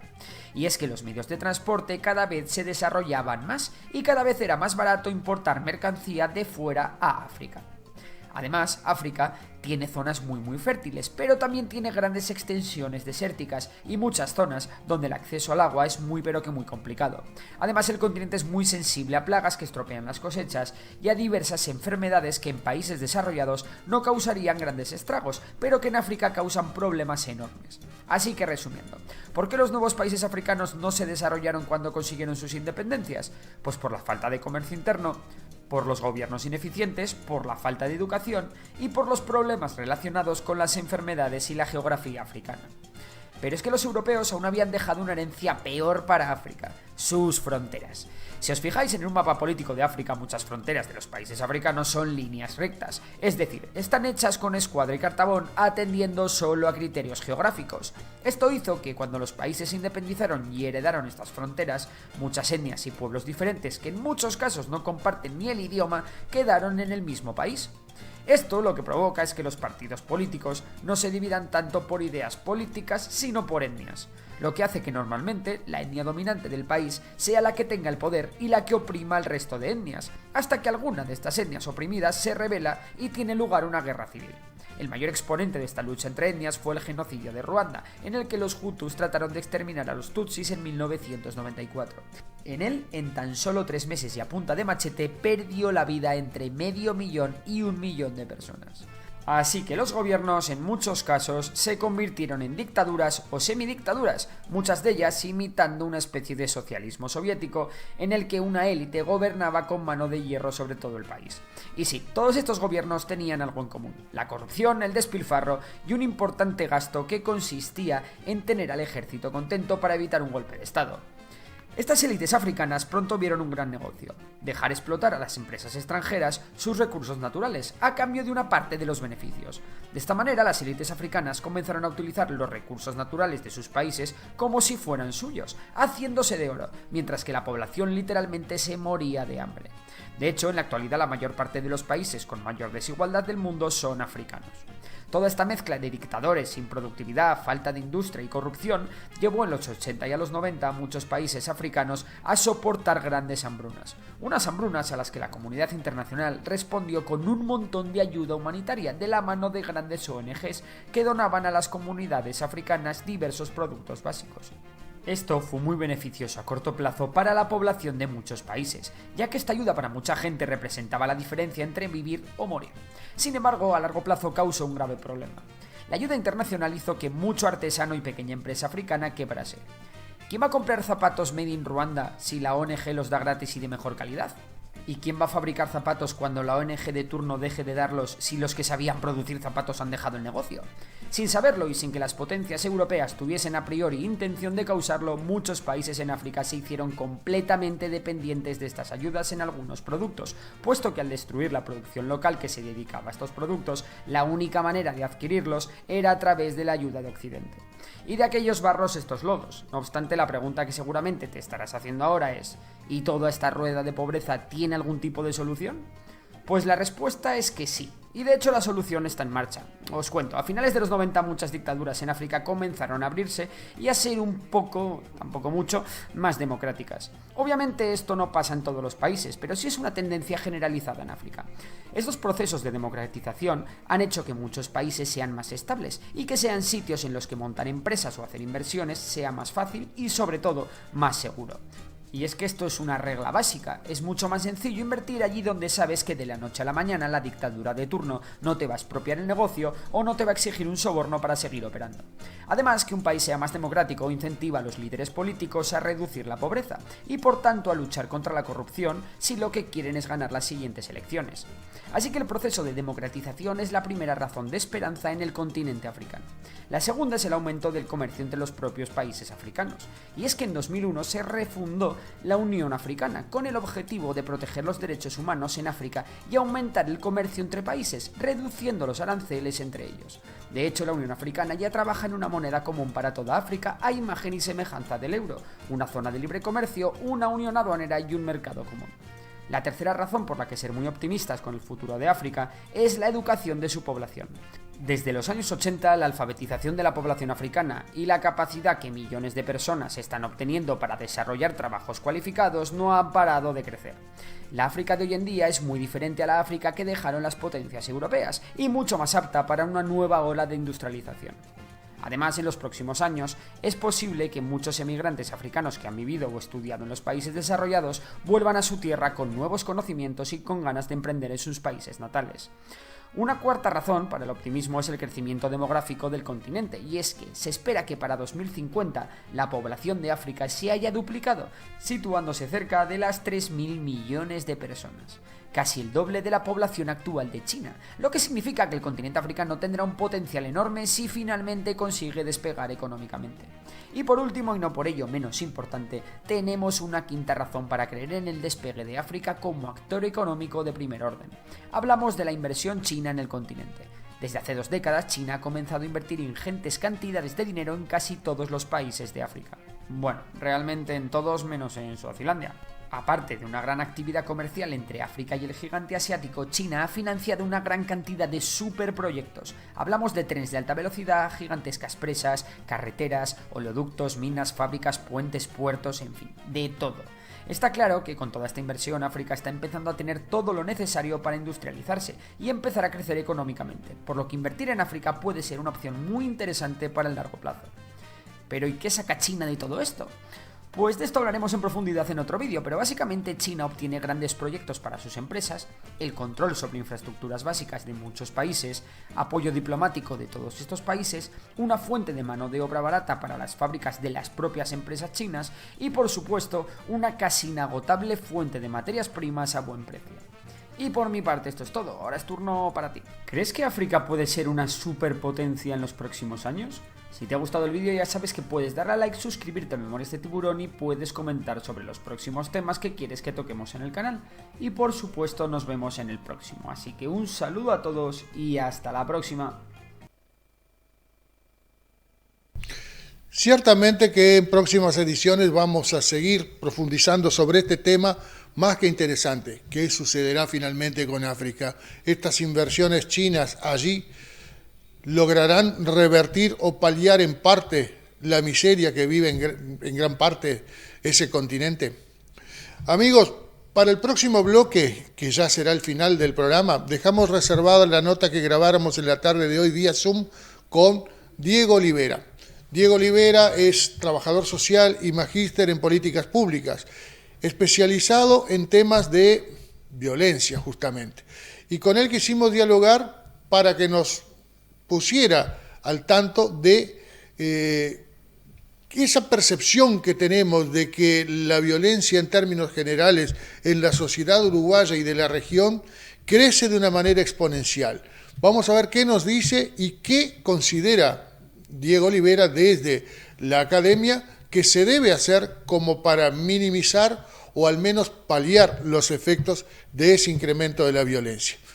De esta manera también ya nos vamos despidiendo. Se quedan después de la pauta comercial con Diego Olivera y nosotros nos despedimos de ustedes hasta la próxima semana. Que pasen bien. Estamos con Diego Olivera, quien es trabajador social, pero además magíster en políticas públicas y que se viene especializando en cuestiones de seguridad pública, a punto tal de que integra una unidad en ese sentido en la interna Frente Amplista. Un gusto recibirte, Diego, ¿cómo estás? Muchas gracias, es un gusto para mí estarlos acompañando. Mal humor sin aparente causa grave que lo detone, gritos, golpes, uso de armas. Hay quienes dicen que en realidad eso es producto de la exposición mediática actual de esos hechos, pero que no es cierto que estén en un grave aumento. ¿Coincidís con esas opiniones, Diego? No, en realidad todo pasa por qué parte de la película ve uno, ¿sí? Como en cualquier estadística social, uno puede ver el corto plazo, puede ver el último año, puede ver 5 años, o sea, un periodo de gobierno, o puede ver una trayectoria más larga. Si nosotros tomamos en cuenta la serie de estadísticas vinculadas a delito y violencia que tenemos en Uruguay, que son las que publica el Ministerio del Interior, desde principios de la década de los 90 hasta la fecha, hay un incremento sostenido, básicamente de todos los delitos o de los principales delitos. Me refiero a homicidios, rapiñas y hurtos. Uno después puede ver momentos donde hay cambios disruptivos pero acotados en el tiempo y la tendencia en general se mantiene. Por ejemplo, la época de la pandemia, por las características de restricción de la movilidad que hubo muy marcadas, implicó prácticamente en todos los países del mundo un cierto alivio, al menos en algunos delitos. Por ejemplo, los asaltos callejeros, los robos a comercios que en muchos casos estaban cerrados, los robos en los entornos de los centros educativos que también estaban cerrados. Bueno, hubo un cambio en ese sentido.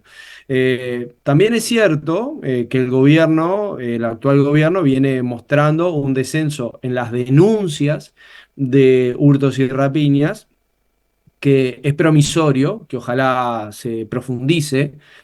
No es realmente un cambio de tendencia muy acentuado. Para hablar de cambio de tendencia hay que esperar algunos años más, pero en homicidios, que es, si se quiere, el indicador, la tasa de homicidio por excelencia en la evaluación de la situación de seguridad de un país, no tenemos cambios significativos. Por lo tanto, uno podría decir que Uruguay viene en un proceso ya de varias décadas de incremento de la inseguridad, que salvo estas últimas oscilaciones, no parece tener un cambio de tendencia relevante. Mencionabas algunos hechos o algunos guarismos que cambiaron con la llegada de la pandemia y mientras se produjo ese distanciamiento, ese aislamiento, esos locales cerrados. Pero también es verdad que durante ese periodo aumentaron los casos de violencia intrafamiliar, ¿no? Hacia adentro de cada domicilio. Pues sí, ¿no?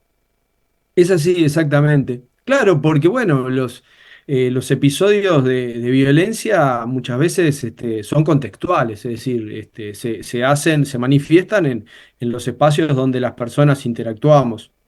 Nosotros, como bien decís, ya teníamos un problema claramente instalado de violencia intrafamiliar, con victimización en particular de niños, niñas y mujeres, ¿sí? Hay allí una cuestión generacional por un lado y de género por otra muy marcado, que en un contexto bueno, donde las relaciones familiares se ven estresadas también por esta convivencia acentuada, digamos, en el tiempo por la pandemia, tuvo una repercusión al alza. Pero ojo que también se ha mantenido, lamentablemente, se ha mantenido incluso después de retomar la vida normal. De hecho, cuando las autoridades ponen a la luz pública las distintas cifras de las que veníamos hablando, en el caso de denuncias por violencia intrafamiliar, no ha habido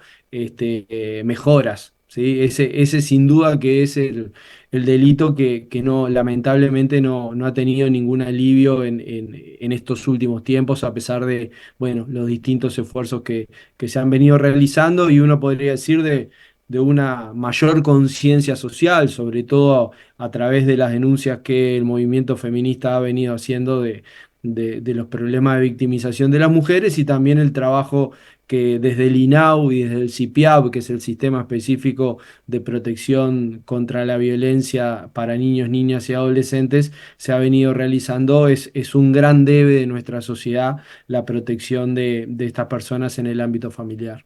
Claro. ¿Qué te parece que causa que un simple cambio de opiniones, a veces entre dos personas que mantienen una larga relación, termine en el mejor de los casos saldado con insultos, que a menudo rompen precisamente esa relación de años? ¿Hay estudios al respecto?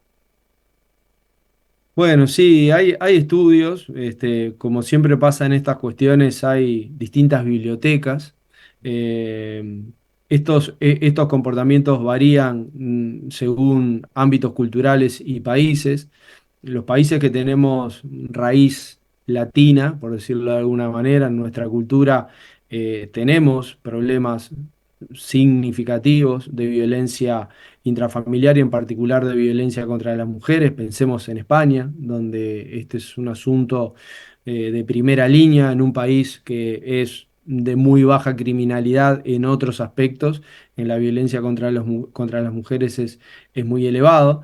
Y quizás hay, bueno, una parte de la literatura al respecto que hace un énfasis muy importante en la cultura machista, ¿sí? Y en la dificultad que los hombres tienen a la hora de aceptar las decisiones autónomas de las mujeres, ¿no? Porque cuando tú decías, bueno, cambios que están ocurriendo, que tienen que ver con la liberación de la mujer, con una mayor participación en el mundo productivo, en el mundo del trabajo, con reclamos que se han instalado a nivel general, pero que también pasa en la interna de las familias, de bueno, poder llevar una vida más libre y de mayor autonomía. Lamentablemente, en algunos casos hay una reacción vinculada a una resistencia a esos cambios que por momentos se puede, obviamente, eso es el costado patológico de todo esto, ¿no? Pero tiene que ver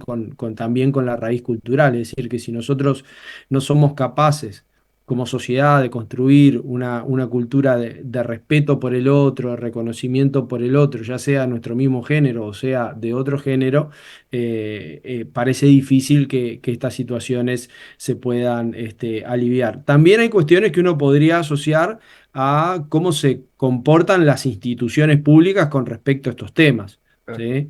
En Uruguay hay normativa vinculada a violencia de género, pero es una normativa muy reciente, tiene 5 o 6 años de aprobada, y uno de sus principales componentes, que es la estructuración de la justicia y de los juzgados en torno a la especialización en violencia intrafamiliar, es una materia pendiente. La Suprema Corte de Justicia lo viene señalando hace tiempo, que no tiene recursos suficientes para esto. Desde el resto del sistema político han habido demoras, yo creo que a esta altura ya injustificadas, bueno, destinar los recursos necesarios para, no solamente para que existan digamos, las oficinas, sino para que haya personal altamente especializado, que es necesario en el abordaje de estas situaciones. Fiscalía tiene una unidad de víctimas que está trabajando muy bien, pero es bastante reciente, y el Instituto Nacional de las Mujeres, que es otro organismo con competencias en la materia, como le pasa a muchos organismos públicos, tiene algunos recursos, pero bastante centralizados a nivel de lo que es el área metropolitana, con dificultades para llegar a todo el territorio y con dificultades en particular para llegar más allá de las capitales departamentales, donde frecuentemente vemos que estos episodios se desarrollan incluso en localidades, en pueblos y ciudades que son muy tranquilos en general, inclusive donde la inseguridad no es vista como un problema, pero estos episodios de violencia basada en género y violencia intrafamiliar cada tanto irrumpen y impactan con mucha contundencia, ¿no?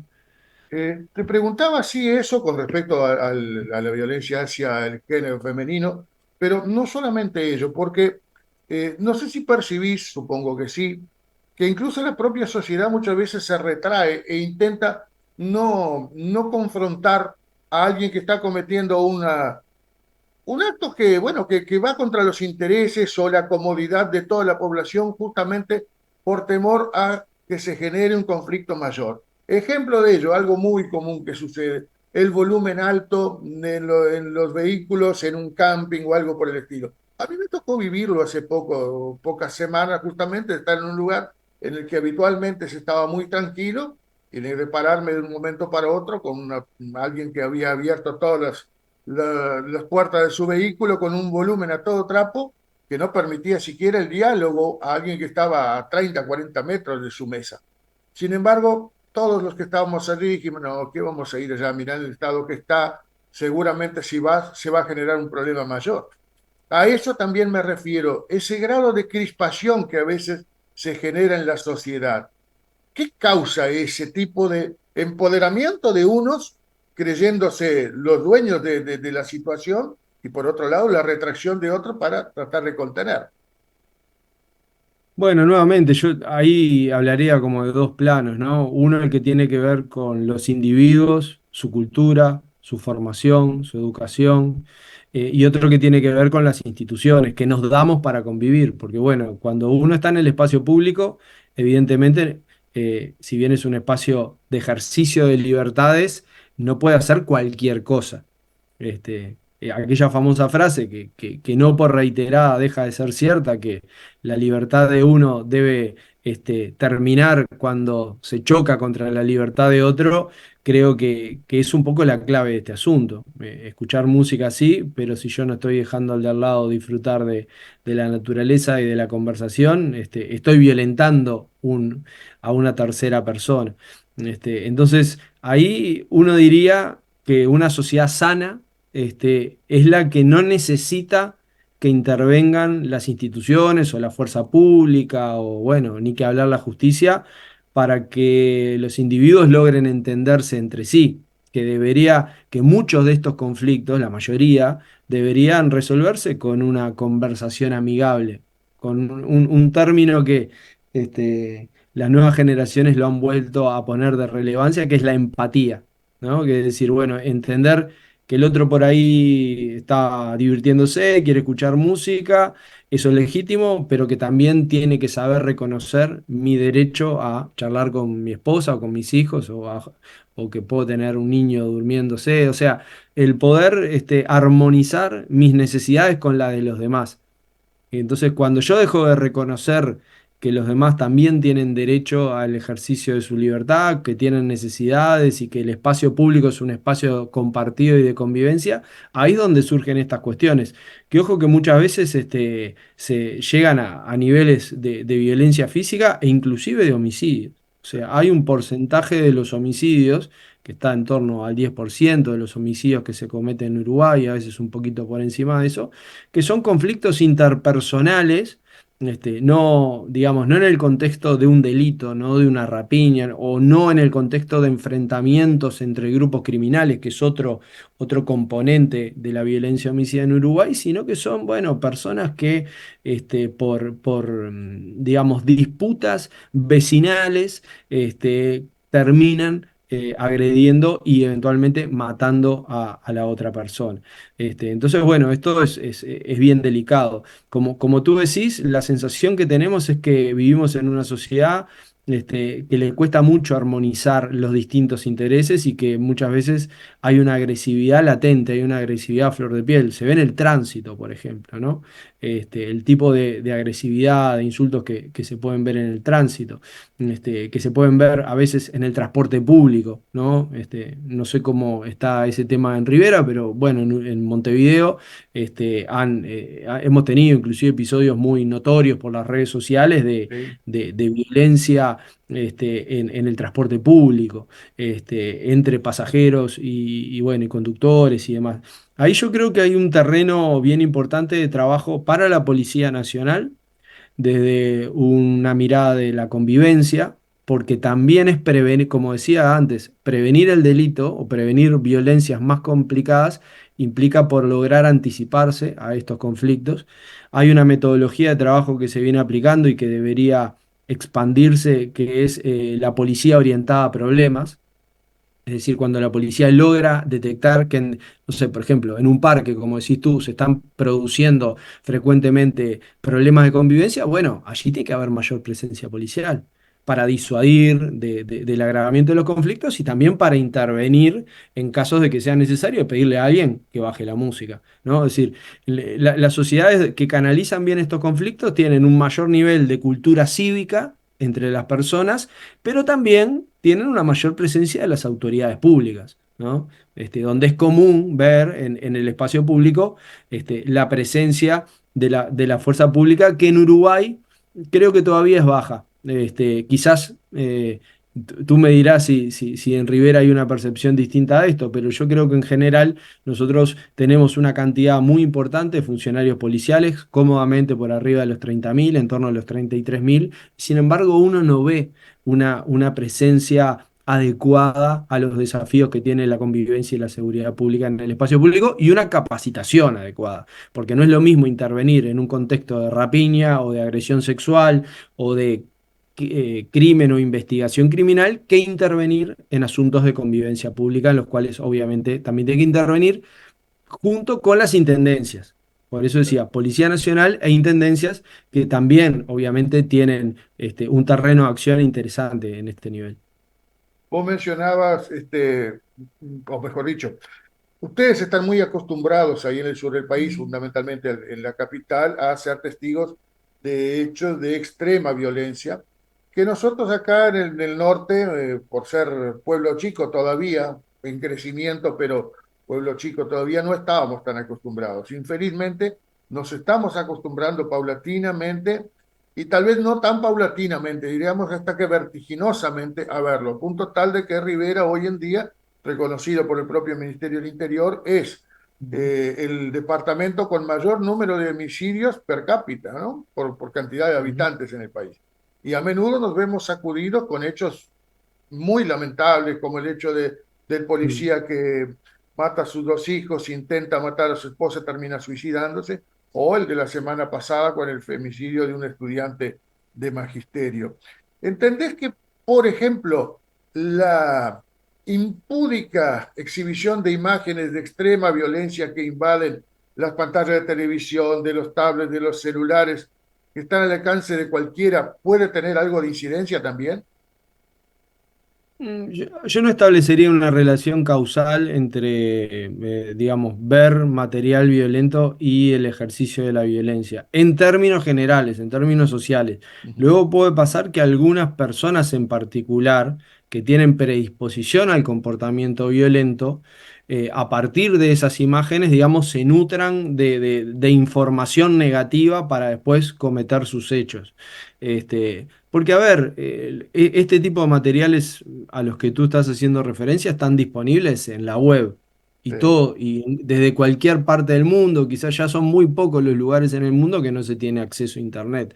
Es decir, que la violencia explícita en la cultura, en las películas, en los videos, es algo que está disponible para todo el mundo. Sin embargo, Y es luego incontenible, además. hay lugares más tranquilos y otros más violentos. Entonces, ahí yo creo que, nuevamente, quizás algo que en lo que podamos estar fallando nosotros es en una cierta educación del mundo virtual, de cómo utilizar el mundo virtual en particular en la primera infancia, de cómo proteger en la primera infancia y en la infancia en general, digo, pero en ese momento en donde los chiquilines toman contacto con los primeros dispositivos conectados a Internet y qué tipo de protecciones tenemos o no. Me consta, por ejemplo, que el Plan Ceibal trabaja mucho en ese sentido, en filtrar contenidos violentos, pero siempre hay alguna rendija por donde estos contenidos pueden. Entonces ahí es bien importante la presencia del mundo adulto. Es decir, cuánto sabemos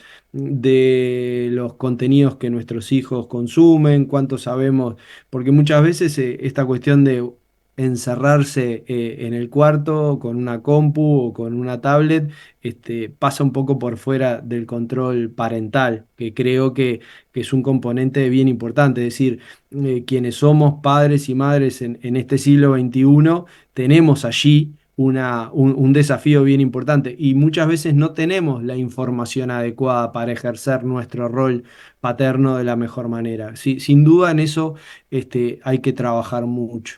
Pero no creo que sea el gran determinante, ¿no?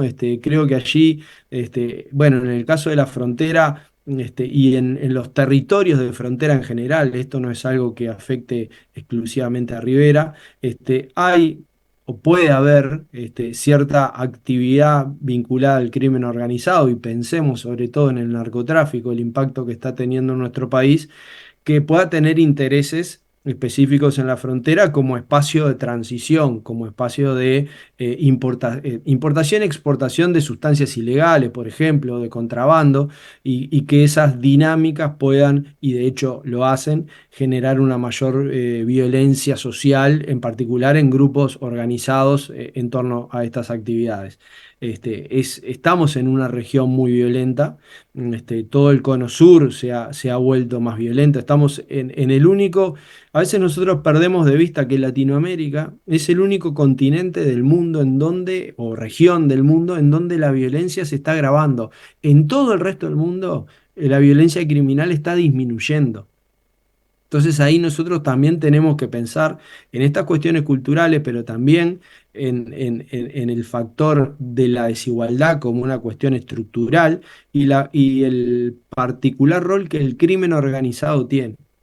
porque muchas veces el crimen organizado toma la desigualdad y toma los territorios más desiguales como base de operaciones, porque allí es más fácil captar personas, porque allí es más fácil ocultarse, porque la presencia relativa del Estado es menor y creo que eso puede estar incidiendo.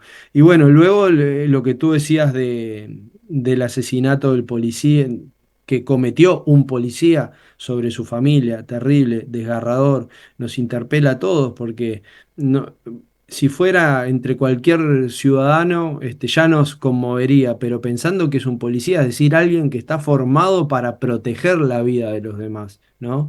Y hace exactamente lo contrario.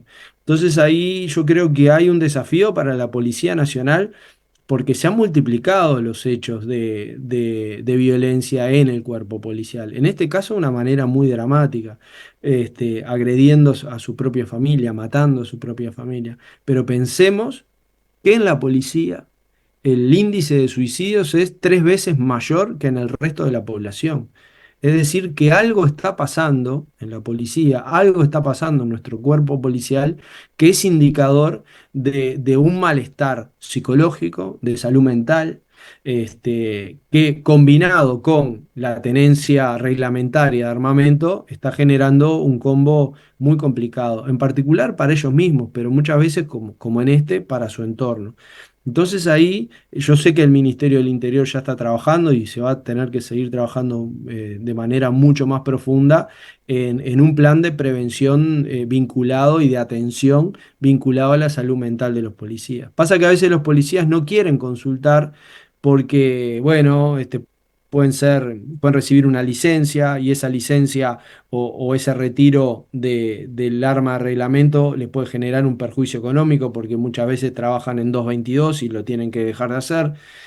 Bueno, ese tipo de situaciones hay que abordarlas. No podemos darle la espalda a esas situaciones. Realmente hay allí un tema reconocido por los propios policías. Esto no es algo que estemos diciendo de afuera, sino que ellos mismos están marcando que allí hay un problema. En cierta ocasión le pregunté a un jerarca policial si había un acompañamiento permanente psicológico, de apoyo psicológico a los efectivos policiales. La respuesta que se me dio fue que habían talleres periódicamente.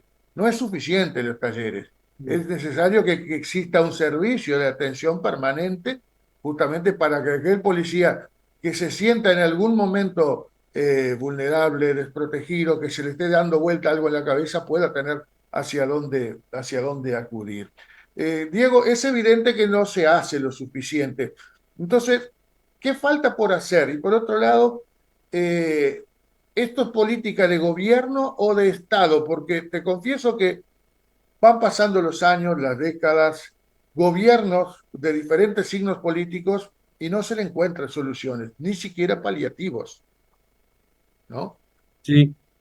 Bueno, eso que decís tú es clave. Entre las dos opciones que me diste, yo diría de Estado, mayoritariamente de Estado.